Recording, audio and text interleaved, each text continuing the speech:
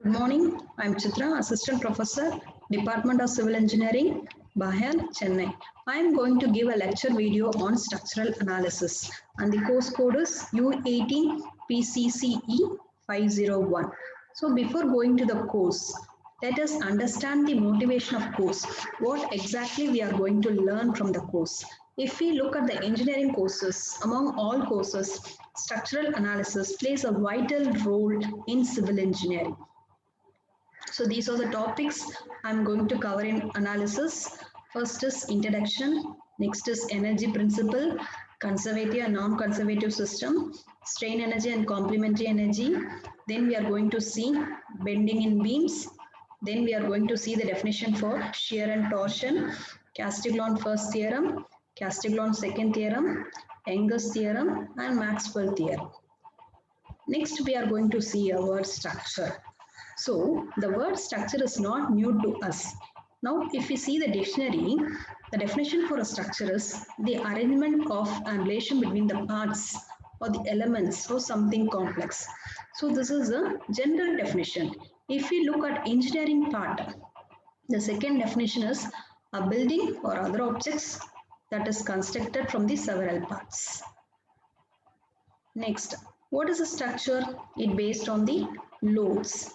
Next is based on the motion and types of primary load acting, that is axial, tensile, compressive. Next is shear, flexure and torsion. Then combination of various loads. What does a structure do? It carries a load. Loads acting on the structure.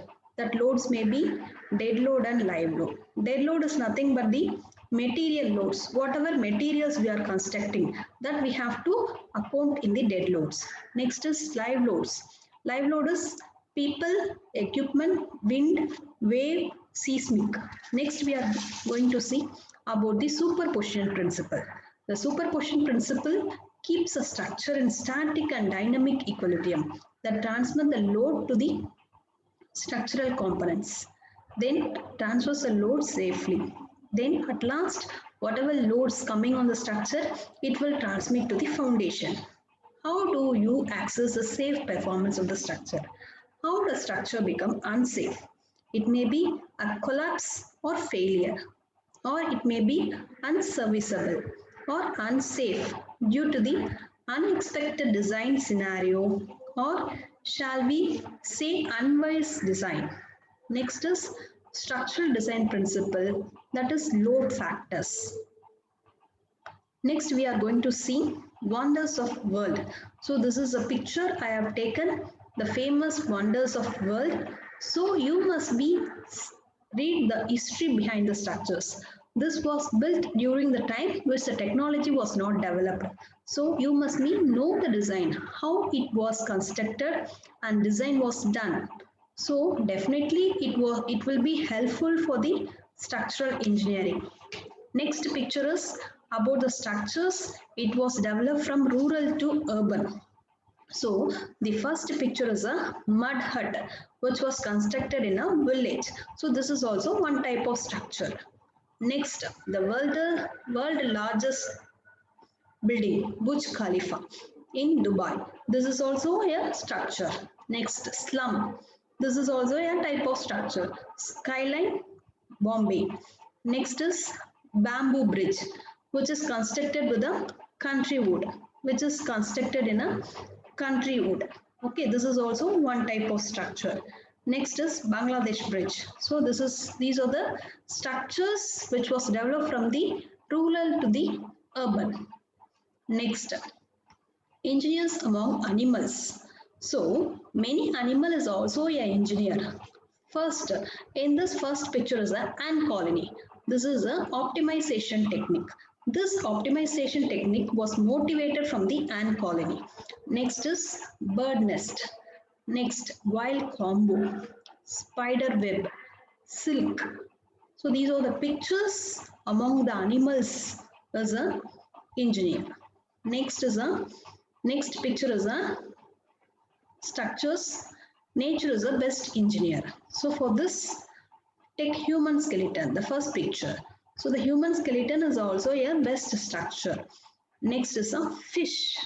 So this fish, the body of the fisher not only helps to swim, but also it helps that scale helps to protect the body of fish.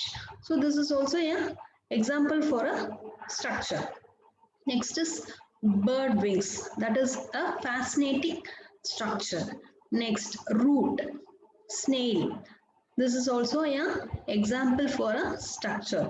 Next, see this ant. The anatomy of the ant is also a very interesting. It carries a load. This is a few examples of structures.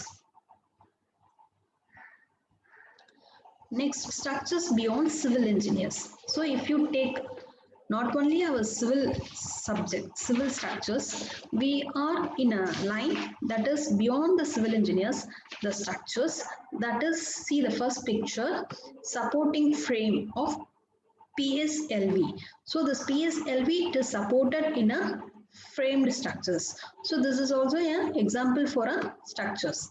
Next is International Space Station, which is orbiting in a orbit.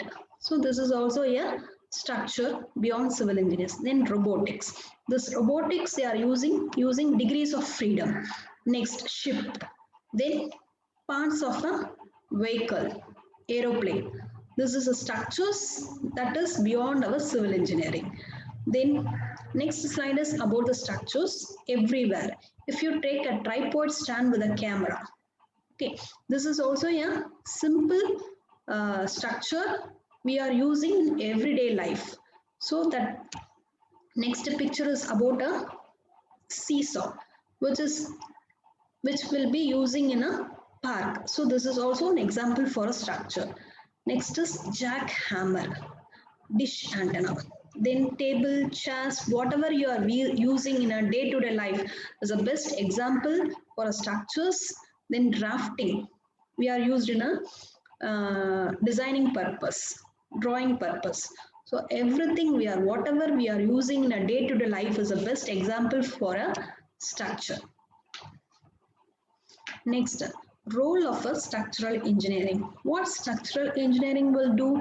First is architect. In architect, they will be doing the concept of structures. Then they will be doing the modeling, then feasibility. After they are planning the structures, then they will be doing analysis. In this analysis process, they will be doing all the software designs. Then after analysis, they will be going for a design. In design, they will be calculating all the values, whatever values according to the structures they will be designing.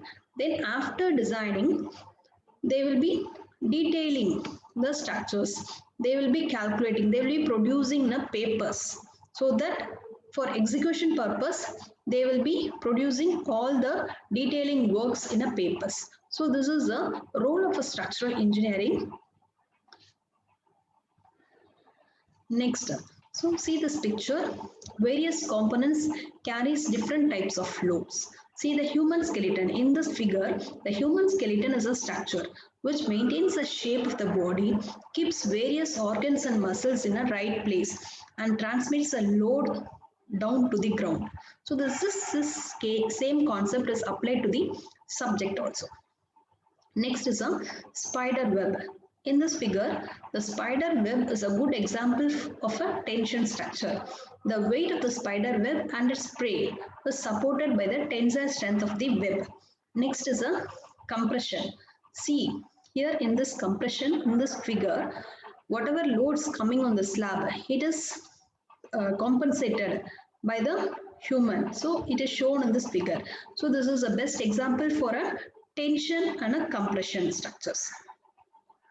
Next, from this figure 4 and 5, we know all the materials and will deflect. Some deflection will be there. So all materials and structures will definitely deflect to a great extent. When they are loaded, the signs of elasticity is about the interaction between the force and the deflection.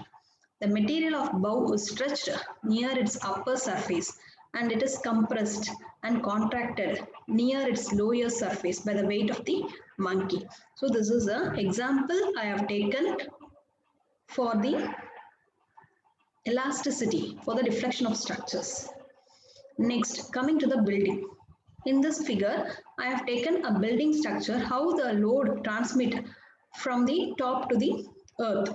So this is a picture showing a building structure safely transmit the load down to the earth. See the picture. So whatever loads acting on structure. So according to this picture, there is a snow load, wind load is acting on the top of the structure, and also the peoples, that is live load, and dead loads. Dead load is material load. So whatever loads coming on the structure, it will be transmitting to the beams, then beam to the columns, then column to the ground level, that is to the foundation level. So this is an example for a transmits a load for a building from the superstructure to the substructure. Then from foundation it will transmit to the rock. So this is one example for transmission of loads for a buildings. Next, we are going to see about the collapse or failure under extreme loads. So what happens if the structure fails under extreme loads? So due to the extreme loads, according to the environmental loads acting, or earthquake, wind loads, modulus of failure, there will be some plastic deformation. Plastic deformation is nothing but some ductile or yielding. Next failure is brittle fracture, buckling, elastic or inelastic fatigue, or vibration or resonance. So then after failure, it will transmit to the foundation settlement and failure. Then is unserviceability. Unserviceability is nothing but excessive deformation or acoustic deformation. So next is unexpected load scenario. So if sudden failure, sudden unexpected scenario, unwise design, so that is lack of or faulty sprinkler, that is fire damage, inadequate sealing, paint protection, or leakage and corrosion, or improper anchorage of roof, reinforcement, etc. So these are the unexpected load scenario will be coming on the structures. Then is roof blown off or beam collapsing. Then is lack of sufficient indeterminacy or collapse. Next, we are going to see what is determinacy and indeterminacy. First, we will understand what is determinate structures. Both are same terms. So determinate structures is nothing but all the forces, whatever forces acting on structures and moments, are statically equations of equilibrium. If it satisfies that equilibrium equation, so that type of structures we call as determinate structures. So that is in equation form, they will be representing summation of all the forces is equal to 0, summation of vertical forces, V means vertical forces, then summation of moment, M means moment, equal to 0. If it satisfies all those equations, then we call it as determinate structures, or otherwise statical equation of equilibrium. So next is indeterminate structures. So indeterminate structures is nothing but less equations are available than the number of unknown forces that constrains the body in a space. Extra conditions of deformation, compatibility to have introduced to solve the problems. These conditions will give exact number of equations required to solve the problems, which will indicate the degree of indeterminacy. So this one we call as indeterminate structures. Next is in determinate and indeterminate structures, we are having stable and unstable structures. So first we will see what is unstable structures. When more number of equations are available than the number of forces that constrains the body in a space, then that type of structures we call as unstable structures.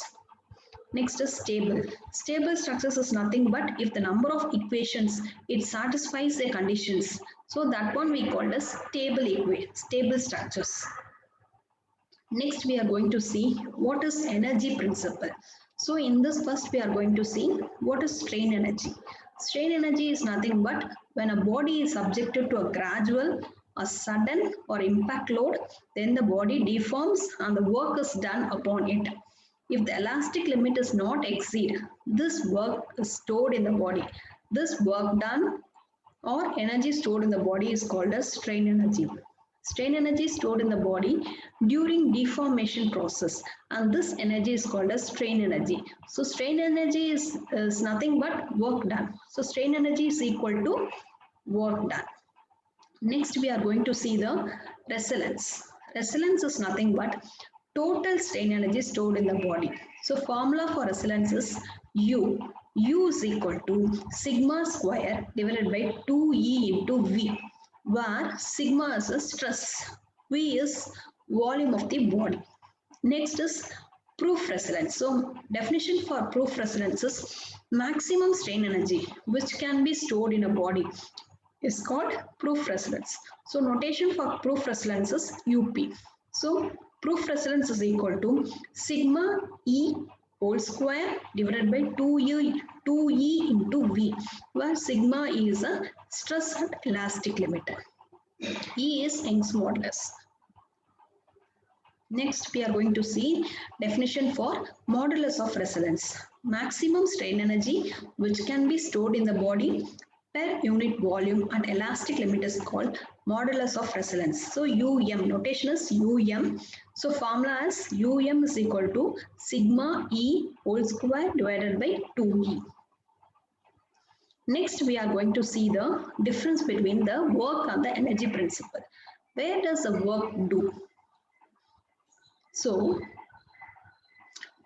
here work done formula is W. Notation for work done is W. So W is equal to half into force into deflection. F means force. Del F is deflection. So this work done, whatever work done is in a beam in terms of strain energy. So if we consider this stress, so I have taken a stress. So in this stress, a force F is applied. So if you see, formula for the strain energy is work is equal to strain energy. So that is work done, whatever work done in a stress is equal to strain energy. So formula for this work done we know is half into force into displacement. See the picture, here in this picture, with these two supports, we are applying a force at the center. So here work done is equal to strain energy. So work done formula is half into F into deflection. That is equal to summation of 1 by half into Fi into Di. So here how they are taking, here how many members are there? Here there are so many members are there. So they are considering the member force for all individual members. So they are taking Di is a member deformation. So for this particular member, they are calculating strain energy Ui. Ui means strain energy for the ith component. So they are taking strain energy is equal to half into Fi into Di. So like this, we are having so many members in a stress. So they are total strain energy U is equal to summation of half into F1 into D1. So they're taking for summation of all the forces. So next definition is we are going to see energy principle. Energy principle in a structural mechanics expressed in terms of relationship between the stress, strain or deformation, displacement, material, properties and external effects in the form of energy or work done by the internal and external forces. Next, we are going to see about the conservative and non-conservative systems. So, the energy in a closed system is always conserved. In a closed system means neither it may be a mass or neither it can be transferred to or from the outside the system. So, it means the total energy within the system remains same. However, energy can be transformed from one form to the another.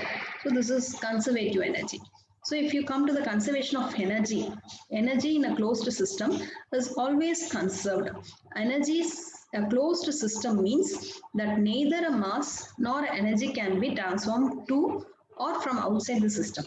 It means the total energy within the system must remain same. For example, a body in a closed loop is a conservative energy because when the body returns again and again to the same position. Example is a mass of spring or a bouncing ball or a uniform circular motion. So these are the examples for a conservation of energy. Next, one more example is heat energy taken from the drink to break the ice, the bond. This is also example for conservation of energy because the ice will come back to its original position. So this is also an example for a conservation energy. Next is kinematic energy. Kinematic energy of a stone is transformed into heat by the friction. These are the examples for conservation of energy. Next, if the body is under the influence of conservative force, the body will have same kinetic energy. That is velocity at the beginning and at the end. Hence, the work is changed into kinetic energy. The net work in a closed loop is zero. So no net work is done in a closed loop. Next, I'm going to explain about the conservative force in a closed loop. So that is principle 1. So consider a loop AB or B2A. So the total work done. See the picture. What the total work done for a loop must be 0 for a conservative. So whatever work done from A to B or B to A. So we know that the conservative forces work done W1 is equal to minus W2. Next, this is a principle 2. Now consider that W1 and W2 will have same starting and finishing points. Since in the previous situation, W1 is equal to minus W2. Then in this situation, W1 is equal to W2. The work done is same irrespective of the path taken. This is called as path independence. So see, from A to B or B to A, the total work done, that is W1 is equal to W2. So this is in principle 2. So otherwise they called as path independence. Next, I'm going to explain the strain energy and complementary energy. So this is a difference between the strain energy and complementary energy. So consider a bar element. So in this bar element, one end is fixed. So other end we are giving some force, that is P. So a P is applied at the end of the bar.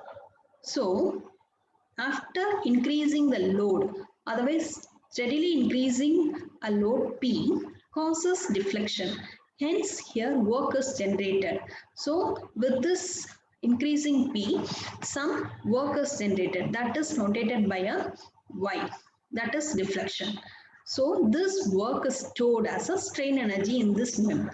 So this one we called as conservation of energy. Next, this conservation of energy is defined by the Young's. It has no physical meaning, and as just for the mathematical convenience, they have just drawn a graph between the load and the deflection. So if you take a load versus deflection, so here there are two differences. One is complementary energy and strain energy. So if you come to the complementary energy, notation is C. So they are representing complementary energy as C. So in this picture, C is equal to, they are taking the integral of 0 to P, from 0 to P, that is load. So with respect to the, they are differentiating with respect to the Y, that is deflection. So Y into dP. Next, strain energy they are taking as U, that is U is equal to integral 0 to Y P into dy. So this strain energy is produced by this load. So this is the difference between the strain energy and the complementary energy. Next we are going to see bending in beams. What is bending in beams? The most common or simplest structure element subject to bending moments in a beam. So this is a diagram I have taken, a bending of beams, which is a simply supported here, free to rotate. One end is free to rotate, another end is pinned. So in both the ends, it is some load is acting. Some load is acting at the center, that is P. So from this diagram, beams can deflect. So for this, we are having shear force and bending moment diagram. So this is a bending of beams. So in engineering, shear strength is the strength of materials component against type of yield structural failure when the material or component fails in shear. A shear load is a force that tends to produce a sliding failure on the material along the plane that is parallel to the direction of force. So here I have shown two diagrams. The first one is a shear diagram. See the picture. In this picture, it clearly represents the shear failure. How the shear failure for a particular beam. So this is a shear failure for a beam. Here the failure of pattern will be along the parallel to the direction of force. Along the parallel to the direction of force, we are getting the cracks. So this is a shear picture. Next one is torsion. So look at the picture for torsion.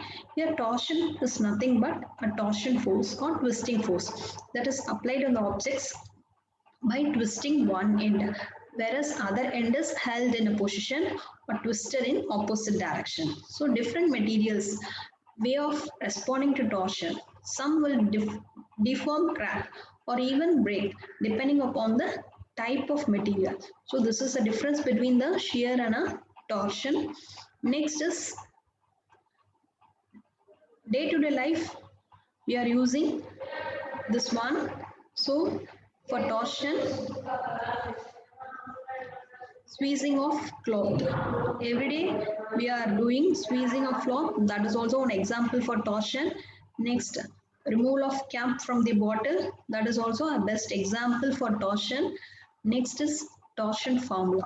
So torsion formula is tau divided by R is equal to T by J is equal to G into theta by L, where for the solid rod J is equal to pi d to the power of 4 by 32. So this is a formula for torsion where tau is shear stress, R is radius, T is torque, J is polar second moment of area, unit is mm to the power of 4, G is modulus of rigidity, theta is angle of twist, L is length of the member.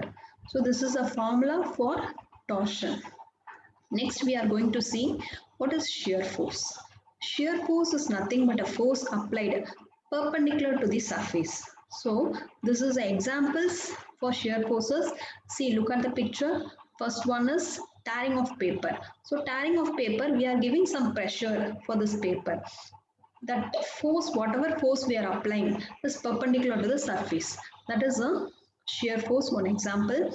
Next is scissor. Next is cutting of cloth by scissors. So when we experience a structural member failure by shear, the two parts of it is pushed in different directions. For example, when a piece of paper is cut by the scissors. So this is the best example for a shear forces. Next we are going to see Castiglione-First theorem. So Castiglione-First theorem is nothing but when a force acts on the elastic system subject to small displacement. The displacement corresponding to any force in the direction of force is equal to the partial derivative of total energy with respect to the force. So formula for the Castiglione theorem is dou I is equal to dou U by dou F. So dou means partial differential of strain energy with respect to the force, where Fi is force at ith application point. Dou I is displacement at the ith point in the direction of Fi. U is total strain energy. So this is a formula for Castiglione theorem. Next is Castiglione theorem.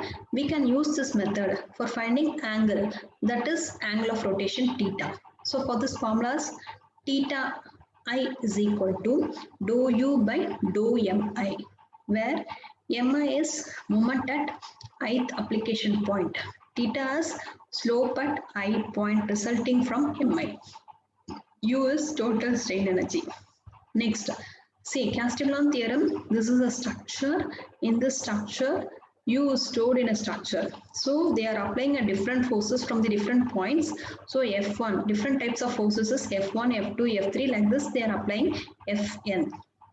So for the force F1, we are getting deflection del 1. For force F2, del 2. For the next slide was about the application of Castiglione-First theorem. So this type of Castiglione-First theorem is being used in structural analysis for finding the deflection of elastic structures based on the strain energy of the structure. Then it can be applied to the supports of the structures or under yielding and temperature of the structure is constant. For linearly elastic structures, when external forces can cause deformation, the complementary energy is equal to the strain energy. So for this kind of structures, the Castiglione theorem is used, and it can be stated as first partial derivative of strain energy with respect to the force of the application of force in the direction of line of action. So this is about the Castiglione-First theorem and the applications. So today we have covered about the introduction, energy principle, conservative and non-conservative systems, strain energy and complementary energy, beam in bendings, shear and torsion, Castiglione-First theorem. Hope the session was useful to you. Thank you.